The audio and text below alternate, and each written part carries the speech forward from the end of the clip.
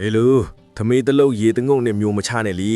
ဘိုက်ထဲမှာအစာချေနေတာကိုရေနဲ့သွားဖြော်လိုက်လေအလုတ်နေကုန်မှာပေါ့ဘိုက်ကြီးပွဲပြီးလေထိုးချင်နေတာလား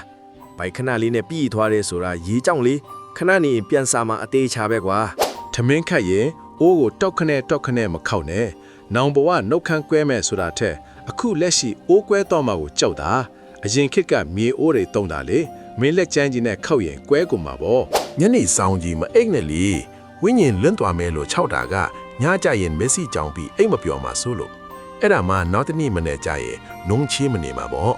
အချိန်မှအိတ်တဲ့အကျင့်ဆိုးကြီးမထီအောင်တားတာပါဟေးခေါင်းကခေါင်းဖို့လို့ထားတာမင်းဖင်တင်ဖို့မဟုတ်ဘူးမင်းဖင်မှာအနာပေါက်မယ်ဆိုတာကရင်ကြည်တားတာ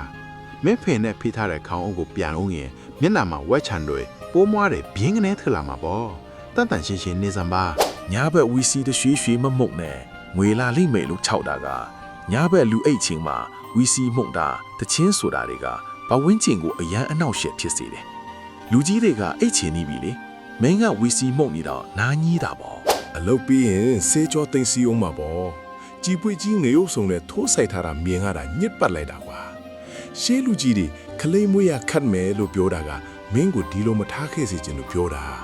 အစာဟောင်းဒီပုတ်ပြီးအိမ်ကြီးနန်စော်သွားကုန်မယ်ရင်ထိုးအကတရေမလာအောင်ကားတာမဟုတ်ဘူးအဲ့ဒါက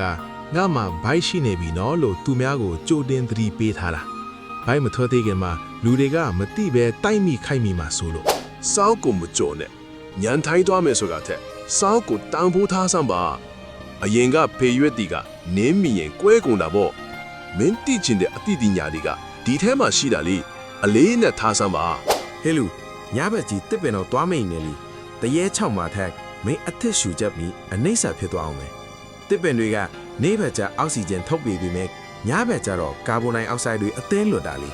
တရေကမင်းကိုတတ်မှာမဟုတ်ဘူးလေထူးညစ်ညမ်းမှုကမင်းကိုအရင်တတ်မှာ